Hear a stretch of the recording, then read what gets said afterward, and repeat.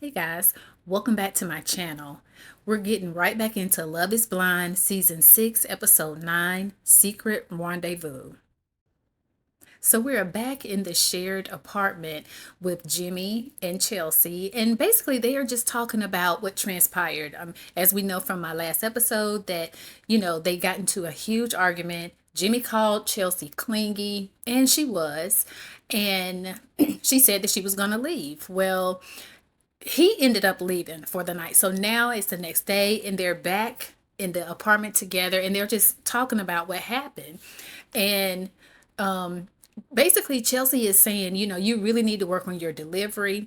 And Jimmy is saying that, yes, he realizes that. And Chelsea admits that she needs to not be so sensitive. And as they are continuing to talk, they are actually in a really good mood. Jimmy did say he admitted that he, apologized for leaving. And he even said, I didn't want to leave. Actually, I wanted to come back. And, I did text you to let you know that I love you. And she was like, yeah. And then Jimmy says, I do have one bone to pick with you, and that is, you said that you were not going to initiate sex anymore. And she said, well, you said you didn't want it. And he made it clear that it's not that he didn't want it, it's just that at that moment, he didn't want it. And ultimately, my thoughts on this couple is, they're not a good match.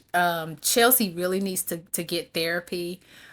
She is highly sensitive and very insecure.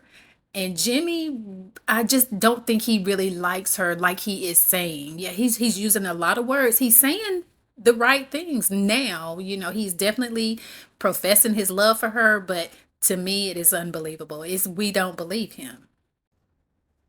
And now we are over with Laura and Jeremy. And, Laura is putting together a flower arrangement.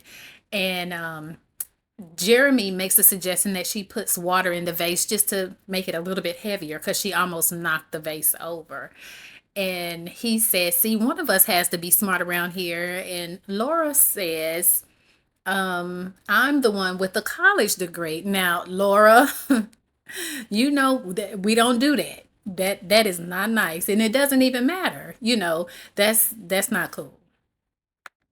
So Laura and Jeremy are continuing to talk, and apparently Laura's parents are coming over. And so Jeremy is just kind of like, okay, what can we expect from this meeting? What are your thoughts? And Laura just begins to say that she feels like she wants something more than what her parents have. Like her parents have been together for a really long time and she knows that they love each other. But basically she's saying that her parents are just kind of living together, just coexisting together and not really thriving and enjoying life together. And if Laura, my opinion is, Laura, if you're not in the house, how you know what your parents is doing? They might be doing all kinds of things that's fun that your children don't need to know about. I mean, really, you don't know that. And so, but those are her thoughts and her parents. So she's saying she would want more out of her relationship between her and Jeremy. And so Jeremy is like, okay, so worst case scenario, what what would happen here today? And Laura says that my parents basically think that you're a great guy, but you're not the person for me. Now, to me, Laura is coming off really negative in this scene, um, and almost a little bit pushy. Yeah, so I'm not really sure what happened, but yeah, there's something definitely not right here. I don't know if she's having second thoughts, but she did say that she comes off more of quote unquote the masculine. It's not her words, it's how I'm interpreting it, but she comes off more of the masculine in the relationship because she wears all the hats and she knows that her parents know that about her, so that's one of the things she's concerned about. So as the parents are coming into the home, it's Laura's parents and Laura's brother and his wife. And it is a little bit awkward, but not really. I mean, Jeremy, in my opinion, opinion, is making every effort to make everybody feel comfortable. He seems very personal with the parents, so, and he's not shy at all. So, in that respect, is not a situation where it's uncomfortable. They begin to talk about the pod situation, and the mother is asking Jeremy, okay, I know why my daughter went into this. Why did you go into this? And Jerry begins to explain that, you know, his past dating experiences and he needed to try something different.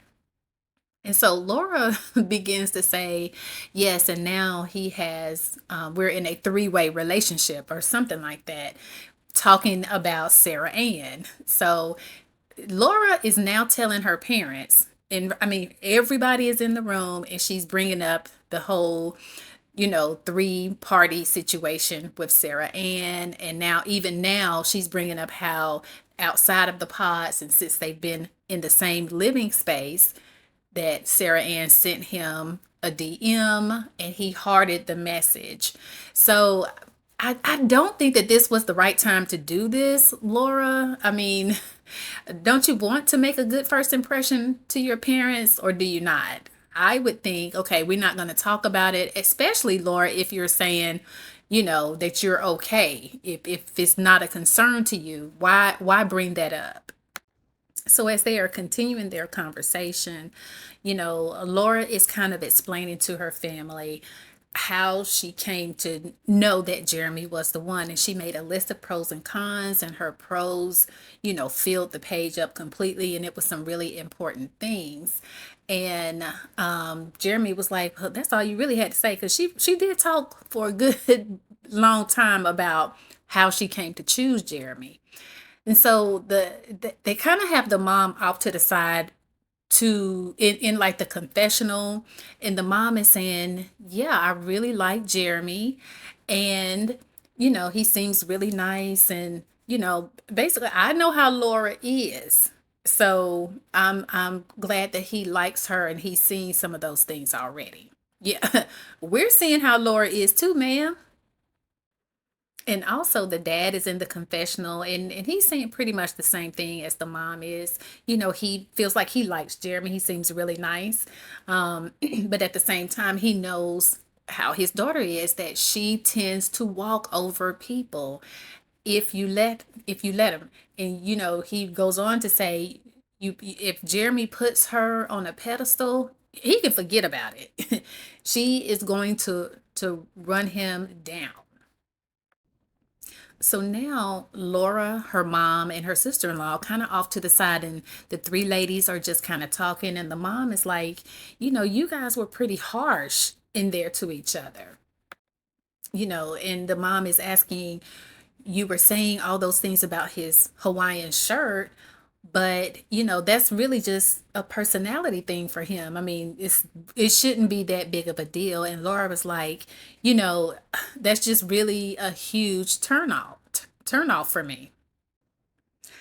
And Laura's sister-in-law now are just talking out on the balcony, and you know Laura's sister-in-law is being very appreciative of the way Jeremy likes his Hawaiian shirts. I mean, this is really a huge ick for Laura. She absolutely hates those Hawaiian shirts. And my thing is, Laura, it's not that deep. She's saying that he loves them, he wears them, but he has like a sense of style. It's almost like she feels like it doesn't fit his style, but it does, because that's what he likes to wear. And so Laura's sister-in-law is saying, you have to love that about a person. If a person loves something, you have to learn to love that about that person. And don't try to take it away. Don't try to change him. That's what's getting ready to happen. Laura is going to try to change Jeremy, and Jeremy is going to start backing away. So we transition over to Johnny and Amy, and they are actually going to take dance lessons. They're going to learn the bachata for their wedding. They want to do that for their wedding, which I think is really sweet. Again, Johnny and Amy really don't have a whole lot of issues going on. They have a couple of hiccups, but they communicate really well. I think they're gonna make it. They're gonna be one of the ones that go all the way. And so now we are over to Clay and AD, and they are actually meeting with Clay's mom and younger sister, who, by the way, both of these ladies are so cute and gorgeous. We love it. We love this. So, as they are sitting there, they're actually at a restaurant getting some early dinner, it looks like. And, Clay's mom and sister are really going in with the questions, as you should, because, that's y'all's baby boy. But yeah, so they are really asking some good questions, trying to get to know AD, and she's doing very well answering the questions. But she says that, she's cold. Now, Clay has on a jacket. Okay, hear me out, people. Clay has on a jacket. AD says, "Ooh, it's chilly in here." Do you know what Clay does? Nothing. Nothing at all. He actually says, "Oh, you cold?" and kind of grips his jacket around his own body, to where the mother, Clay's mother, offered her scarf to AD. Clay, Clay, you know what? I can't with you right now. So, Clay and AD are talking about their work schedule. So we know they've just gotten out of the pods, and, Clay went right back into his work life. He's an entrepreneur. They're both entrepreneurs. But Clay, as soon as they got back, he has gotten right back into his work life. And AD has kind of been taking it a little bit slower, getting back into her work life. But apparently, there have been a couple of situations, a couple of times when Clay did not come back to the shared apartment. And he is saying it is because of work. He has to get up really early to go to work and handle some things before his clients get there. And so now Clay is saying to her, you haven't gone back to work. So yeah, you have a lot of time on your hands. I really don't have that kind of time on my hands. I have to get this done. And we get that to a certain extent, but in my mind, Clay, there is no reason why you can't come home unless you are out of town, which you're not. You did not say you were out of town, that you're working out of town. So there is no reason why you should not be coming back home to your fiance. I stand with AD on this one. So Clay goes on to say, well, is it, not enough that the times we are together, that we're laughing, we're joking, we're talking. So Mama Clay steps in and she says, well, first of all, I am really, these couples are having some really serious conversations in front of the parents on the first meet. This is not something that I personally would be talking about on the first meeting of the parent, but here we are. So Clay's mom, she steps in and she says to AD, you're going to have to understand his work schedule. I'm going to say this because I am however old I am, and I've been married however long I've been married, and I can say what I want to say, period. Okay? So get ready to listen, little girl.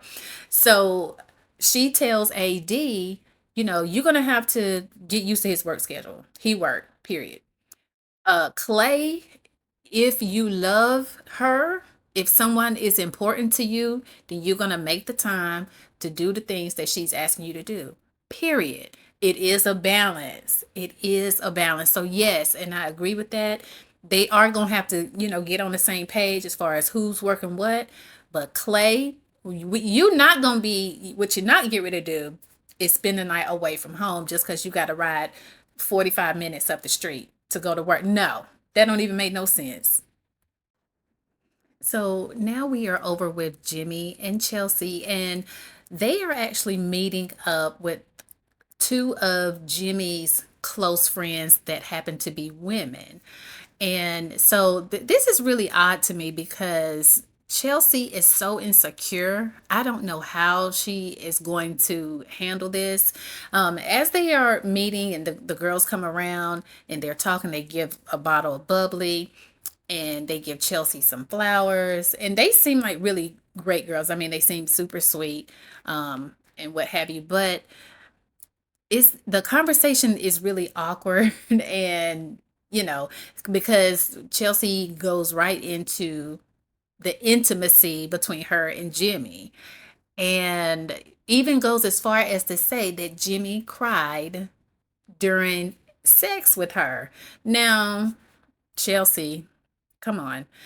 I mean, the girls they're eating this up. I mean, Jimmy's a little embarrassed. He's not really saying yes or no if he did, but I can't see Jimmy crying. I really can. Chelsea, come on now. Let's be real. So now we are 15 days away from the weddings, and we are over at Jeremy and Laura's, and we get into the shared apartment, and Jeremy is sitting in the living space with a hat on and with sunglasses on, and he is on his phone. And Laura comes into the room and she sits on the couch across from him, and clearly something is wrong. Like it the tension is thick, thick, thick in here, okay? So basically Laura is saying, "What happened last night? You left here at 10:45 and you did not come home until 5:45. Jeremy, hold up. Okay, now we are on your neck, brother.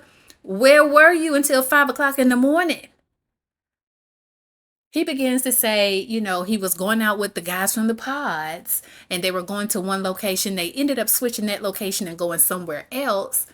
He got a notification that Sarah Ann was going to be there. Of course. Of course. You know what they should have called this episode? Love should have brought you home last night, because we keep seeing the same theme over and over again. So Jeremy says, when he heard that Sarah Ann was going to be out at that location, he says, "You know what? I'm going to, turn around and go on back home." And Jeremy, that would have been the best thing. That you should have did that, followed your gut on that one. But instead, you know what he says to himself? He says, "Self, I'm not going to let somebody else dictate to me what to do." Jeremy, we're not talking about just somebody. We're talking about your fiance. And hello, what do you mean you're gonna continue to go on to the person that you had to choose between Laura and Sarah Ann? You really gonna hang out with Sarah Ann until 5 in the morning? Come on. We all know what's open at 5 in the morning. You know what it is. Nothing but legs. Okay, y'all have heard that before. What do you mean? So, Laura is rightfully so upset about this, and Jeremy is saying you shouldn't be upset because I shared my location. What? What does that mean, Jeremy? What you mean you shared your location? And Laura was like, "I was asleep. What was I supposed to do with that?" Good point, Laura. Because what is that gonna do, Jeremy? Sharing your location. What is that really? What is that doing? So Laura is saying, now, today, here I am supposed to be meeting your mother. I don't have anything nice to say. She's going to say, "What did you, like about my wonderful son?" I don't have anything nice to say. And I'm going to say this about Laura. Now, even if this hadn't happened, she still wouldn't have nothing nice to say, because it ain't in her. It's just not in her to be nice, I don't think. Just my opinion. Girl, I'm sorry. But Jeremy, do better. Do better. So Jeremy is saying that, he was at where he shared his location, and he is not going to deny anything. And he's not. He's really sitting there looking at Laura. Laura is asking questions, question after question, asking all these questions. And he's staring at her with a blank face, like, I'm not going to deny anything. And so Laura says, "You were not in the parking lot as you stated." If you didn't want me to check your location throughout the night, you should not have shared your location. Per your location, you wasn't even in uptown Charlotte. You was in North Charlotte, which is where Sarah Ann lives. And you know what he says? Nothing. He looks at her. He don't crack a smile, and all he says is, "I'm not going to deny anything." Listen, Laura, you know what I would do? I would say, "Well, ain't no, you call your mother and you tell her don't come over here. Don't. Matter of fact, you go ahead and you pack your bags, Jeremy, and it can be done. And if Sarah Ann is what you want, baby, you can have her. Now that's Laura, because I believe that Laura might snap. She little she might snap on you, Jeremy. So I mean, you better be careful. So guys, we're at the end of the episode. That instead of being called Secret Rendezvous, they should have called it, Love Should Have Brought You Home Last Night. That's what we're gonna call it, because between Clay and Jeremy and whatever they doing in the midnight hour, you know, it's a bit much. Anyway, you guys, that's the end of the episode. Y'all come back for the next episode. Don't forget to like, comment, and subscribe. Thank you so much for watching. I'll see you next time. Bye.